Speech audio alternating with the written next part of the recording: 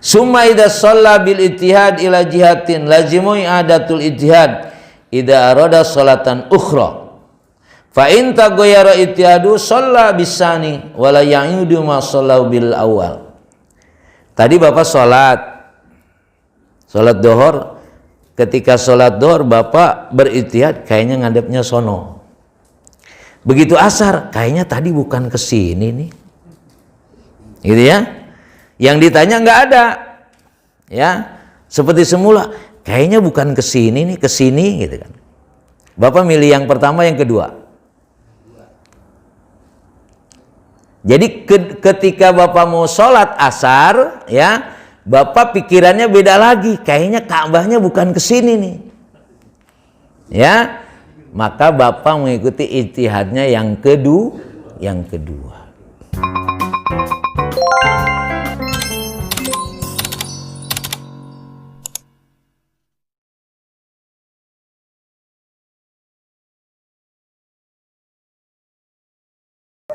Assalamualaikum warahmatullahi wabarakatuh.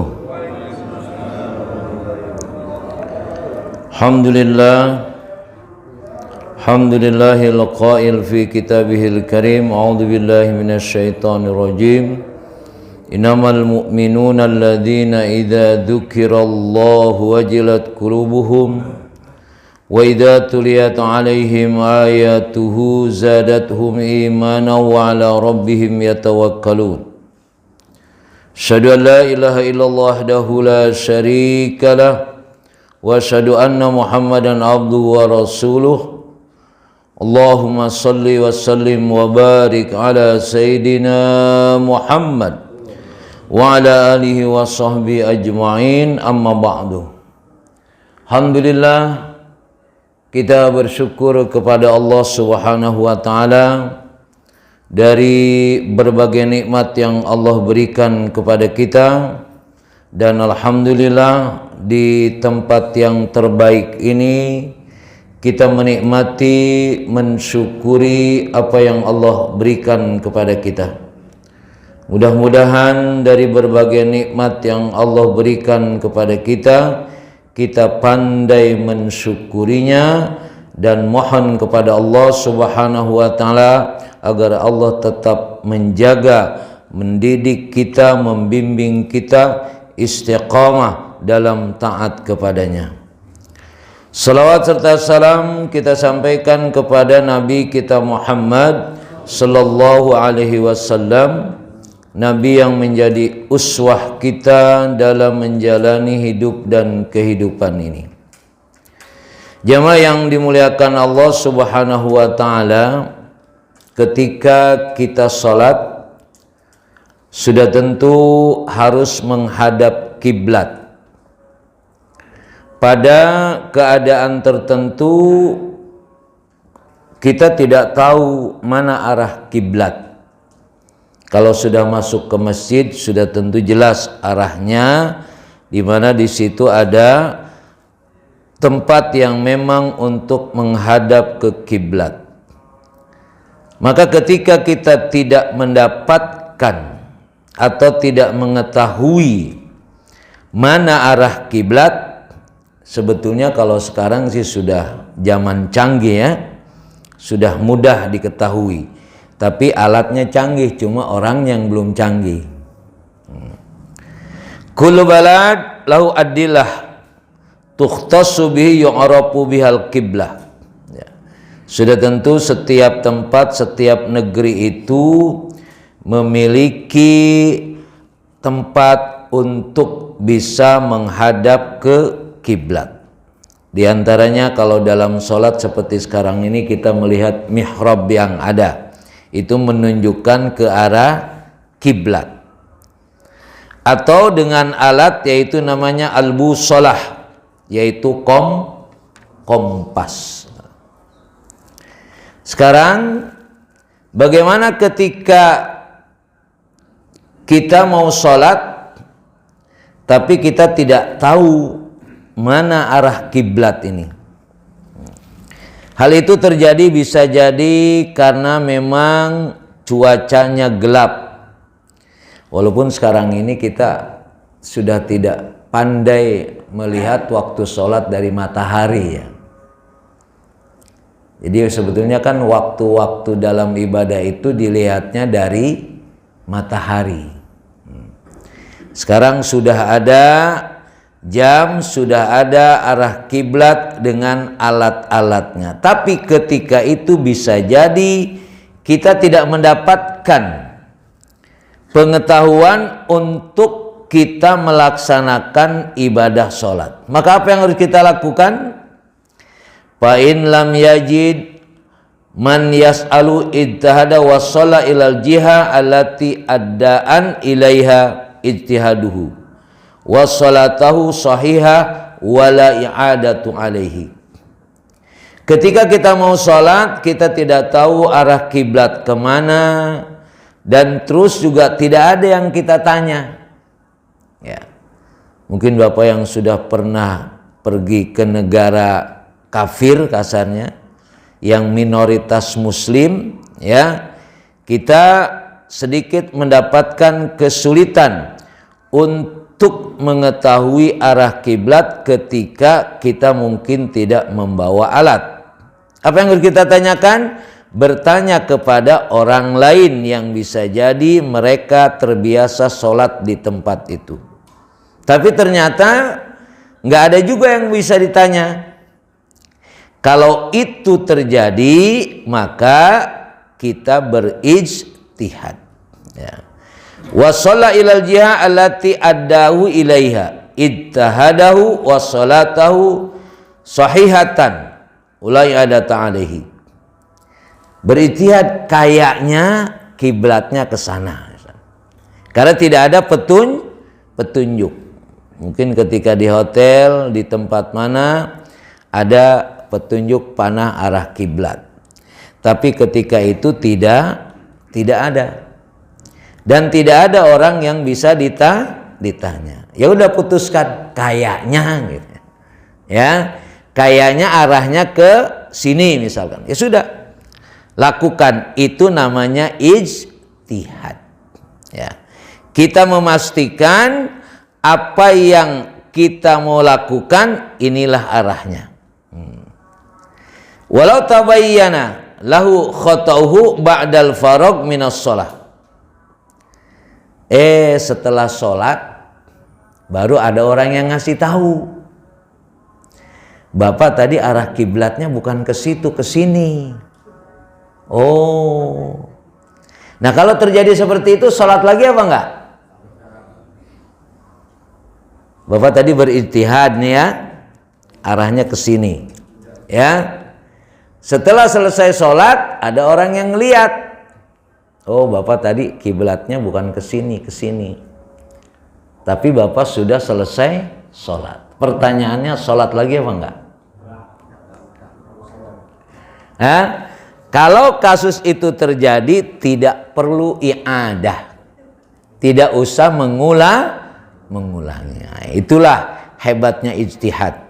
Ya, jadi dalam pengertian ijtihad, kalau kita sudah menyatakan, memutuskan mau menghadap ke situ, ya sudah. Ya.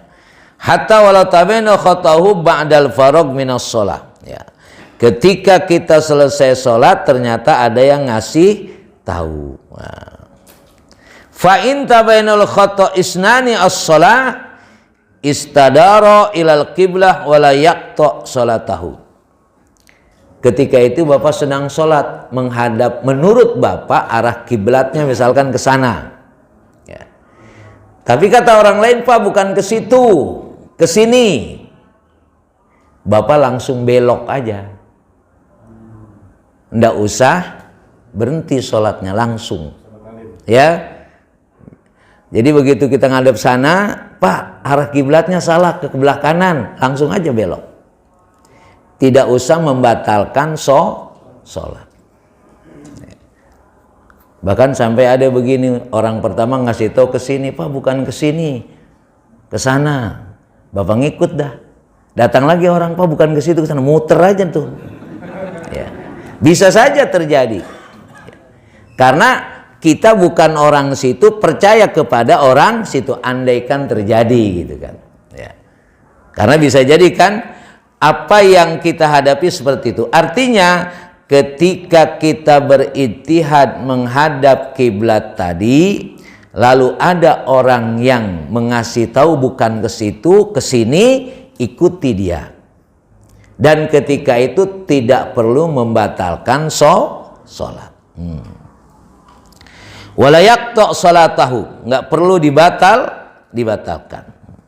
Fan Ibnu Umar qala bainaman nas bi Quba fi salati subh ijahum atin faqala innan nabi qad anzala alaihi lailah Qur'an wa qad amara ayastaqbilal Ka'bah fastaqbaluha wa kanat wujuhum ila Syam fastadaru ilal Ka'bah.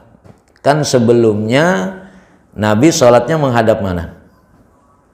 Sebelum menghadap Ka'bah, Masjidil Aqsa. Jadi ketika itu ya dari Ibnu Umar, orang-orang di Kuba ya sedang sholat subuh. Lalu datang orang memberitahu bahwa Nabi sudah mendapatkan perintah dari Quran supaya menghadap ke Ka'bah. Waktu itu mereka menghadapnya ke Masjidil Aqsa. Fastadaru, ya udah, terus mereka semua bergerak, berubah. Itu posisinya ketika itu sedang sholat. Ya. Jadi tidak perlu membatalkan. Kadang-kadang mungkin Bapak juga sama kan, kadang-kadang bertamu ke rumah orang, kayaknya ini mau nanya, malu, nggak enak, kira-kira gitu ya. Udah langsung aja sholat. Makanya kalau kita kedatangan tamu, ya sajadahnya harus sudah dihadapkan. Ya, sajadah ditaruh saja, dia bingung ngadep mana ini gitu ya. Ya. Akhirnya dia kayaknya nih ngadep sini gitu kan. Ya. Begitu dilihat keliru gitu kan. Makanya kalau memang masih sekarang ketika itu dia sedang sholat dan dia posisinya arah kiblatnya salah, Bapak kasih tahu nggak? Kasih tahu, bukan ke situ. Nah, ntar dia muter, berubah. Makanya jadi ketika kita kedatangan tamu dan tamu mau sholat di rumah kita, supaya disiapkan sajadahnya dan udah dipasang, ya. Sehingga dia sudah mengetahui dari sajadah itu. Mudah-mudahan Bapak juga nggak salah naruh sajadahnya, ya. Nah, karena bisa aja kan saja ada yang arahnya ke kiblat dan arahnya yang biasa saja. Ya. Jadi ketika itulah mereka menghadap ke Ka'bah setelah Rasulullah mendapatkan perintah untuk menghadap ke Ka'bah. Summa idza shalla bil ijtihad ila jihatin lazimu i'adatul ijtihad idza arada sholatan ukhra fa in taghayyara ijtihadu shalla bisani wala ya'idu ma shallau bil awal. Tadi Bapak sholat duhur, ketika sholat duhur Bapak berijtihad kayaknya ngadepnya sono. Begitu asar kayaknya tadi bukan ke sini nih. Gitu ya. Yang ditanya nggak ada, ya seperti semula. Kayaknya bukan ke sini nih, ke sini gitu kan. Bapak milih yang pertama, yang kedua. Jadi ketika Bapak mau sholat asar, ya Bapak pikirannya beda lagi. Kayaknya Ka'bahnya bukan ke sini nih, ya. Maka Bapak mengikuti ijtihadnya yang kedua. Ya, kan bisa jadi ketika sudah selesai sholat duhur tadi ada rasa ragu, kayaknya bukan ke sini nih. Ya. Lalu Bapak sholat asar, arahnya tidak seperti ala sholat duhur. Tapi sholat duhurnya tadi tidak perlu diulang. Walaupun bisa jadi ketika sholat asarnya tadi kayaknya lebih yakin ke sini nih kiblatnya nih. Ya, maka tetap lakukan ijtihad yang kedua, ya. Lakukan ijtihad yang kedua, tetapi ijtihad yang pertama tidak dibatalkan. Dalam kaidah al-ijtihad la yanqudu bil ijtihad. Ya. ijtihad itu tidak bisa dibatalkan dengan ijtihad berikutnya. Dalam kaidah usul fiqh begitu. Ya. Karena apa yang sudah dilakukan itu menjadi, walaupun sebetulnya tidak yakin, bahasanya dalam ijtihad tidak yakin, dhonnun. Kan dalam bersikap itu ada syak, ada waham, ada dhon, ada yakin. Ya. Syak, wahmun, dhonnun, yakin. Kalau yakin itu 100%. Kalau dhonnun itu dalam istilah dhonnun dan yakin itu di atas 50%. Ya. Itu dhon. Tapi masih pada posisi kebenaran. Makanya kan ilmu itu seluruhnya kan posisinya dhonnun. Seorang dokter ketika memberi obat, ya, itu sebetulnya belum tentu dia yakin, dhonnun saja. Maka biasanya nanti kembali ya Pak, Bu ya, gitu kan ya. Nah, ternyata salah obat. Nah, maka dalam ilmu namanya dhonnun. Dhonnun itu adalah kebenarannya di atas 50%. Sedangkan syak, ragu itu 50-50. Kalau wahmun itu di bawah 50. Maka istilah di dalam berijtihad itu sebetulnya ketika itu sebetulnya kita bersikap yakin, sebetulnya tetap tidak yakin. Karena apa? Karena tidak ada indikasi yang jelas. Nah, kalau ketika Bapak sholat di sini ngadep kiblatnya ke sana, itu jelas sudah disiapkan. Ini yakin namanya. Ya. Tapi ketika Bapak datang ke satu tempat, ya, dan Bapak masih tidak tahu mana arah kiblatnya, yang ditanya juga enggak ada, Bapak menyatakan kayaknya arahnya ke sana. Itu sebetulnya bukan yakin, tapi dhonnun. Tapi dalam istilah untuk berijtihad, dhonnun itu adalah keputusan yang lebih baik. Dalam istilah dhonnun. Maka jangan sampai kita ngambilnya yang sifatnya, kalau betul-betul tidak sampai kepada dhonnun, kayaknya gitu kan ya. Nah, itu lebih baik jangan diputuskan. Ya. Karena dhonnun itu sebetulnya juga belum pada posisi 100%, tetapi dia sudah bisa dijadikan dasar untuk mengambil keputusan. Ya, dulu ketika Bapak milih istri atau Ibu milih suami juga yakin emang itu. Cuma kayaknya iya sih yang ini kan kira-kira gitu. Ya. Jadi itu tetap posisinya tidak pada posisi yakin. Dalam ijtihad ada namanya dhonnun. Wala yu'idu ma shallahu bil awal. Jadi ketika sholat yang kedua, atau bisa jadi dohor ke arahnya ke sana. Begitu asar kayaknya bukan ke sana nih. Ya. Asar ke sini. Begitu mau sholat maghrib kayaknya bukan ke sini nih. Ke sini. Dan begitu mungkin akhirnya sholat 4 waktu 4 arah. Ya. Bisa saja terjadi. Ya. Karena ketika mau sholat pikirannya berbeda. Ya. Ada perasaan berbeda ketika mau mengambil keputusan. Nah, itu bisa terjadi. Kapan kita sholat tidak menghadap kiblat? Hakikatnya sholat itu menghadap kiblat, tapi pada keadaan tertentu kita tidak menghadap kiblat. Pertama, sholatun nafil lirraqib, ya jujuli raqib ayatanafala ala rahilatihi yu'mi birruku was sujud wa yakunu sujudu ahfad min ruku'ihi wa qiblatu haitsu ittajahat dabatuhu. Sebut saja Bapak naik kereta atau naik pesawat atau di kendaraan. Saya sering memperhatikan tuh di kereta itu kok orang jarang sholat ya. Ya saya perhatikan itu ya. Ketika kita sholat itu saya lihat depan belakang nih nggak ada yang sholat orang ini. Ya, masa halangan semuanya satu gerbong gitu ya.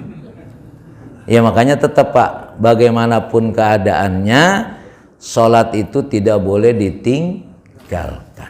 Makanya dalam safar ada kita jamak qashar. Saya terus memperhatikan, mau nanya takut juga gitu.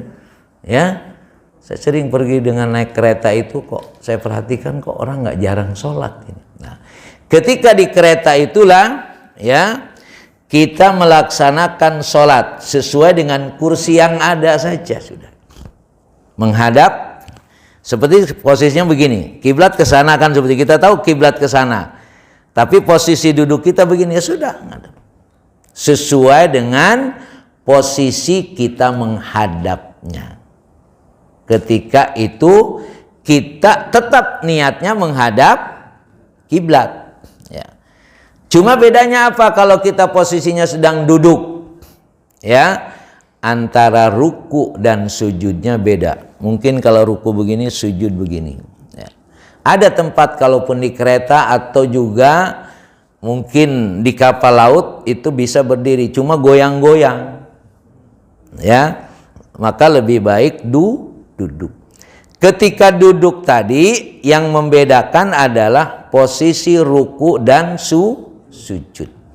Jadi ketika duduk kita tidak ruku sebagaimana rukunya berdiri. Hanya yang membedakan kita adalah antara sujudnya lebih rendah daripada rukunya. Fa'an Amir ibn Rubai'ah qala ra'aitu Rasulullah yusalli ala rahitihi haitsu tawajjahat bihi. Jadi mengikuti tempat yang kita mengarahnya, walaupun bisa jadi ketika itu tidak menghadap kiblat, tapi tetap kita niatnya menghadap kiblat. Walam yakbusna naufil maktubah. Wa inna Ahmad wa Tirmidzi anna Nabi kana yusalli ala rahitihi wa huwa muqbil min Makkah ilal Madinah. Haitsuma tawayat wa fi najalat fa aynama tuwallu fa thamma wajhullah. Di mana saja kamu menghadap, di sanalah kamu menghadap kepada Allah. Jadi kaitannya ketika kita dalam kendaraan, waktu itu kita menghadap kiblatnya sesuai dengan posisi duduk kita. Ya. Atau mungkin orang di kereta itu nggak yakin kali gitu ya. Tapi disitulah pentingnya. Mungkin juga ada orang yang menganggap ketika wudhunya repot, kira-kira ya. Ada keraguan, jangan-jangan takut kena najis. Maka harus yakin saja, Pak. Ya. Posisi ketika kita menghadap toilet, ketika kita masuk toilet, mungkin kita juga merasa gitu, ada kemungkinan. Pastikan kena najis atau tidak. Jangan kayaknya gitu. Akhirnya enggak sholat. Yakinkan kita berusaha tidak terkena najis dan yakin memang tidak terkena najis. Wallahu alam, mungkin perlu ada itu ya.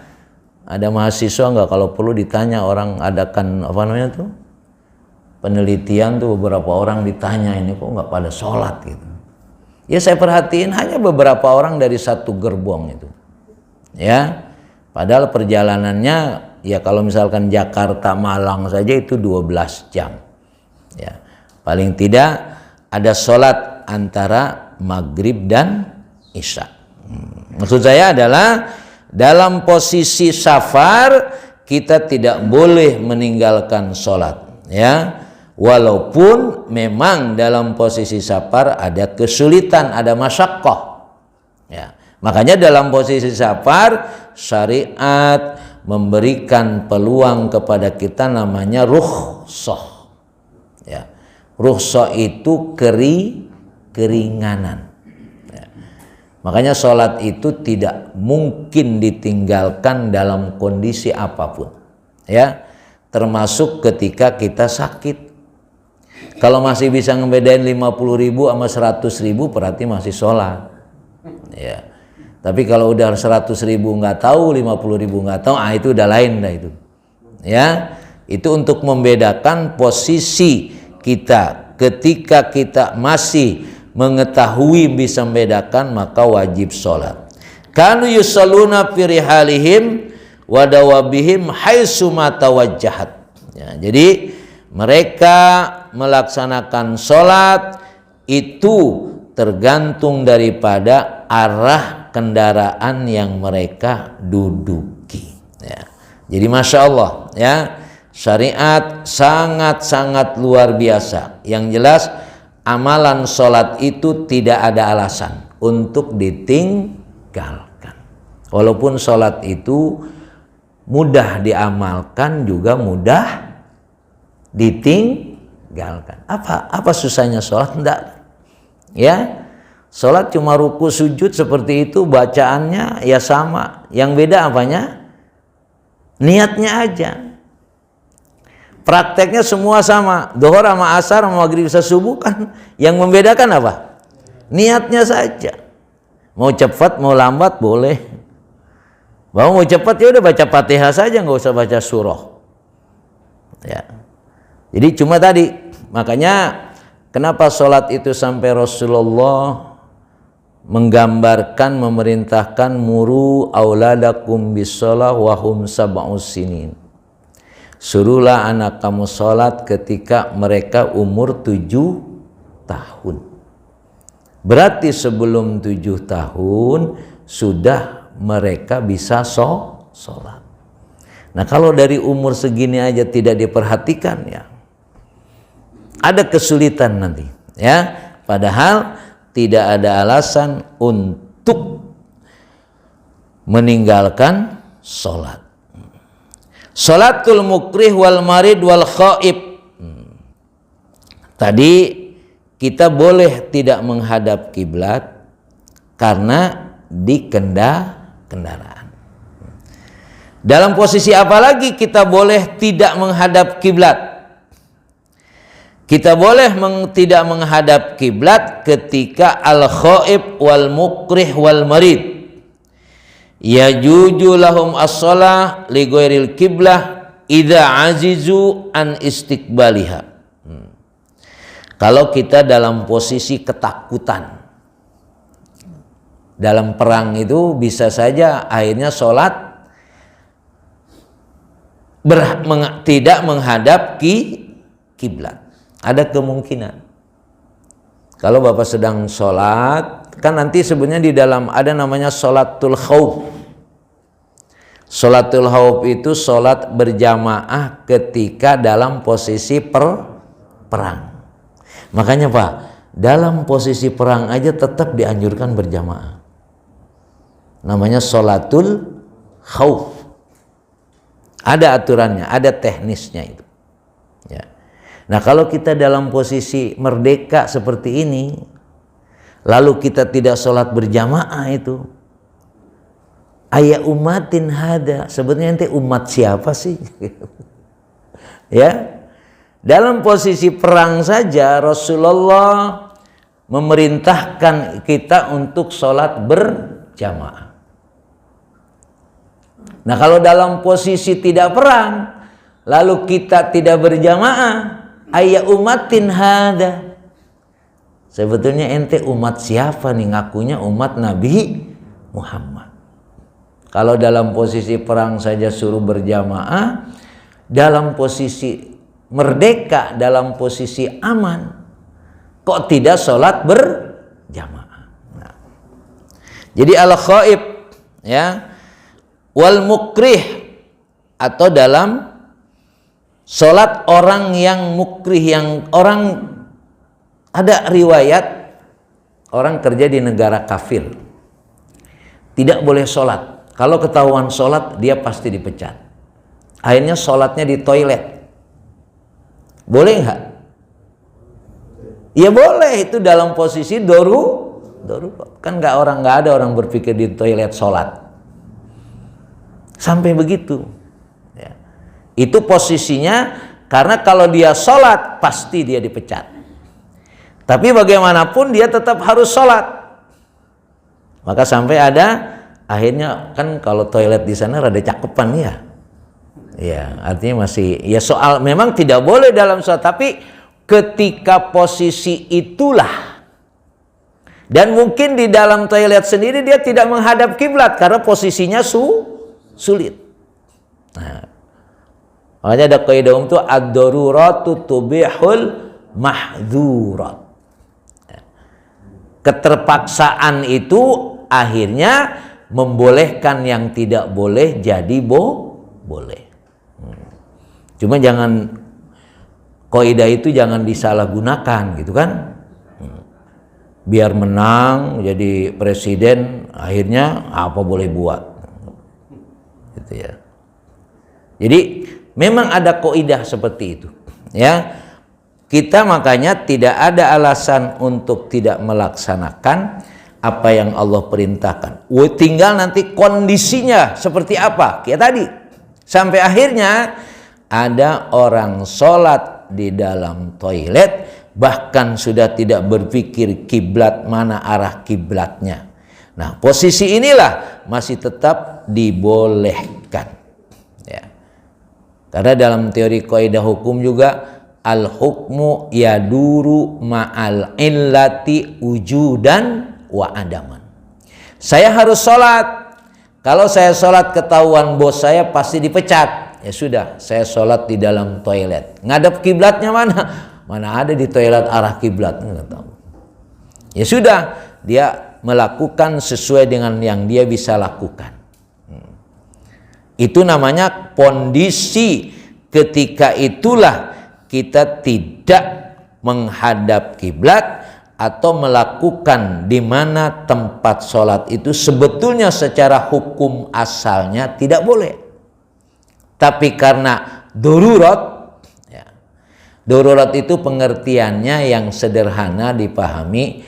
Kalau dalam makanan, kalau dalam bahasa makanan, kalau tidak memakan yang haram mati. Ya. Kita mau makan, tidak ada makanan yang halal, yang ada yang haram. Maka kalau kita memakannya, kita tidak mati. Jadi kayaknya kalau ibaratnya ada kue 1, 2, 3, 4, 5 biji lah gitu. Ini kalau nggak makan satu mati. Jangan nggak kalau makan satu udah cukup, dimakan 5-5-nya. Ya. Cukup satu dalam rangka apa? Dab'ul mamat, supaya tidak mati. Ini mah mentang-mentang, waduh ini kalau nggak makan mati nih, ya kan? Ada 5, langsung 5? Enggak, cukup satu. Selama belum ada makanan yang halal, makan saja satu. Kalau makanan yang halal belum datang juga, wah ini bisa mati lagi nih, makan satu lagi. Ini mah, wah kayaknya mati nih, kalau nggak makan nih, langsung dimakan 5, tidak begitu. Ada ukurannya, ya, ada mikdarnya. Ya. Artinya hukum itu akhirnya akan menjadi alasan kembali kepada apa yang ada atau disebut dalam hukum ilat, reason, ya, ada ilatnya. Ke jalan tol itu boleh enggak? Motor yang roda 2 nggak boleh, tapi motor polisi nyelonong aja, itu ilatnya. Kalau dia kan akhirnya motor tadi yang roda 2 mengawal mobil yang roda 4, hukum asalnya tidak boleh. Nah itu namanya ilat di situ, ya. Cuma bisa jadi juga nggak ngawal juga dia lewat situ juga lagi. Nah itu yang jadi masalah di situ. Jadi itu menggunakan dalil tapi untuk kepentingan sendiri. Nah itu Makanya dalam kaidah itu nanti akan muncul penyalahgunaan dalil. Nah, jalan tol ini hanya untuk roda 4. Masuk roda 2. Oh iya, karena dia ngawal, bolehlah. Ini ngawal apa enggak, tapi masuk. Nah, itulah negeri kita tercinta begitu. Idza amartukum bi amrin fa'tu minhu mastata'tum. Apabila aku memerintahkan kepadamu, lakukan sesuai dengan kemampuan kamu. Artinya tergantung kondisinya, ya. Maka jangan sampai kita melakukan sesuatu itu tidak sesuai dengan kaidahnya. Makanya tadi kan, orang yang melakukan safar, melakukan perjalanan tadi, ada namanya rukhsah. Boleh nggak tidak mengambil rukhsah itu? Boleh, cuma afdolnya diambil. Nah, gitu. Ya. Jadi kalau dalam hukum Pak, kalau ada istilah boleh, ya harus diambil yang lebih. Bapak boleh nggak sholat duhur di rumah? Boleh nggak? Boleh, tapi afdolnya di masjid. Nah, ini kalau sudah umur 40-50 sudah harus berpikir mana yang lebih utama. Karena kan kita diperintahkannya adalah liyabluwakum ayyukum ahsanu amala. Ahsanul amal itu adalah amal yang terbaik. Boleh sholat di rumah, tapi al-ahsan yang terbaiknya di masjid. Nah, jadi memahami hukum dengan kaidahnya itu harus punya nilai. Ya. Jangan sampai kita tidak menikmati fasilitas. Ini sama dengan kita sekarang. Nih, siapa yang sholat subuh berjamaah, pahalanya seperti sholat sepanjang malam. Ini efisiensi waktu, Pak. Karena waktu Bapak, waktu kita sebentar lagi. Supaya dapat pahalanya banyak, gunakan waktu yang sebetulnya sama-sama 2 rakaat, tapi pahalanya berlipat. Jadi makanya waktu yang begitu mahal ini jangan dibiarkan saja karena kita kekurangan waktu sebetulnya. Bapak mulai sholat, mulai jadi orang benar kapan? Gitu kan ya? Ya kalau dulu nakal enggak apa-apalah. Ya. Makanya kan kalau sudah umur 40 tahun sudah mulai ngerem tuh. Ya. Kemarin yang mungkin dari balignya 15 tahun ya sampai umur 40 tahun berarti berapa tahun nakalnya tuh? 25 tahun. Sudah berhenti ya, Pak. Ya. Karena setelah 40 tahun ini jatahnya berapa tahun lagi? Kalau kata Rasulullah kan a'maru ummati baina sittin wa sab'in. Tinggal 20 tahun lagi itu jatahnya. Nakalnya 25 tahun. Maka untuk efisiensi waktu supaya sholat subuhnya 2 rakaat tapi seperti sholatnya sepanjang malam. Tercover nggak nanti tuh? Insya Allah. Ya. Apalagi kalau melakukan kesalahan itu kan dosanya 1. Ini ngitung-ngitung yang untung aja, Pak. Ya. Ini karena wajah-wajahnya kayak baru demen ke masjid soalnya nih. Ya. Ya. Jadi kalau pahala orang melakukan kesalahan dosanya 1. Melakukan kebaikan pahalanya 10. Dan kita yakin innal hasanat yudhibna as-sayyi'at.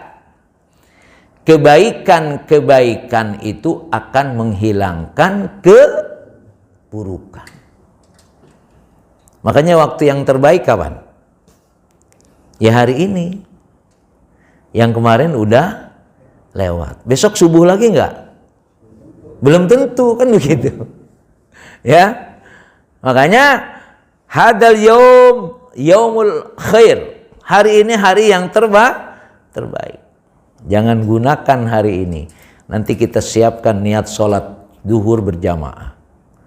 Niat sholat asar berjamaah. Niat sholat maghrib berjamaah. Belum maghrib sudah innalillahi wa inna ilaihi rajiun. Bisa saja. Nah, ya, itu kaitannya dengan ketika orang dalam posisi dia tidak mungkin menghadap kiblat, bisa saja. Sama juga seperti posisi orang yang sedang sakit. Sholat itu mestinya berdiri. Karena dia sakit boleh duduk. Ya. Sekarang Bapak sedang sehat. Terus Bapak sholatnya duduk. Sah enggak? Bapak bisa berdiri. Tadi kayaknya enakan pakai kursi kali gitu ya. Apalagi kursinya kayak begini nih. Ya kan? Akhirnya Bapak duduk di rumah tuh. Sah enggak sholatnya? Enggak sah. Ya. Jadi kalau sudah diberikan Allah fasilitas, jangan pura-pura. Tapi kalau sholat wajib tidak boleh. Bisa berdiri lalu kita duduk, tidak sah sholatnya. Kalau sholat sunnah boleh. Makanya ada orang diajak sholat tarawih 20 rakaat, Ustaz 20 rakaat berat Ustaz.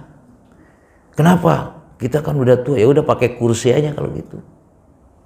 Kalau sholat sunnah boleh. Cuma pahalanya separoh. Nisbun. Ya. Dia bisa berdiri tapi dia duduk. Kalau sholat sunnah boleh. Ya, tidak berdiri, cuma pahalanya separuh. Makanya saya godain kalau kamu tarawih nggak mau 20 rakaat berat, ya udah duduk aja. Cuma duduk dipotong separuh, ya nggak enak Ustaz. 8 aja dah kalau gitu. Ya, jadi posisi orang yang sakit tadi, yaitu juga namanya rukhsah. Tidak bisa berdiri, boleh duduk. Tidak boleh duduk, tidak bisa berduduk, berbaring. Tidak bisa berbaring, sholatin terakhir. Nah, itu kondisi ya. Kondisi ketika kita tidak menghadap kiblat. Kaifiyatus sholat. Ini ada 2 hadis, maka dikatakan di sini ja'at al hadis an Rasulillah mubayyinah kaifiyatus sholat wa sifatuha. Wa nahnu naktafiuna bi iradil hadisain. Al awal min pilih wasani min qauli. Saya tidak baca hadisnya, cukup panjang. Rasulullah ngajarin sholat. Ya, mulai dari wudu sampai salam. Itu makanya kan ada disebut hadis. Al hadis itu kan ada qaulun, ada fi'lun, ada takrirun. Qaul itu pembicaraan Rasulullah, fi'lun perbuatan Rasulullah, takrir keputusan Rasulullah. Ya. Makanya kaitannya dengan sholat itu dalilnya shollu kama ra'aitumuni usolli. Itu fi'lun. Ya. Makanya kita mengikuti contoh dalam kaitan fi'al itu Rasulullah melakukan, kita mengikuti. Bagaimana kalau terjadi ta'arud bainal qaul wal fi'al? Antara perkataan Rasulullah dengan perbuatan Rasulullah itu bertentangan. Mana yang diambil? Qaul, Rasul bilang begini, tapi Rasulullah melakukan ini. Berarti kontradiksi, ta'arud namanya. Mana yang diambil? Perkataan atau perbuatan? Hah? Ayo. Kan seringkali kalau ada orang bilang ini tidak dilakukan oleh Rasulullah, berarti bid'ah. Gitu kan ya? Kalimatnya ini tidak dilakukan oleh Rasulullah berarti bid'ah. Kalau terjadi kontradiksi atau ta'arud, dalam bahasa Arabnya ta'arud itu bertentangan, baina qaul wal fi'al, idza ta'aradul qaul wal fi'li quddimal qaul. Yang diambil justru perkataan, bukan perbuatan. Contohnya apa? Rasulullah itu pertama nikah dengan janda. Ini yang rada gampang nih. Ya. Rasulullah pertama kali nikah dengan janda, dengan perawan. Dengan janda. Itu perbuatan namanya. Ya. Tapi Rasulullah nyuruh kita nikah dengan janda, dengan perawan. Perawan itu qaul. Kenapa suruh nikah dengan perawan? Kalau nikah dengan perawan tuh anta tulaibuka wahiyat tulaibu. Kalau perawan itu kan sama-sama belum pengalaman. Anak muda nikah dengan perawan sama-sama belum pengalaman.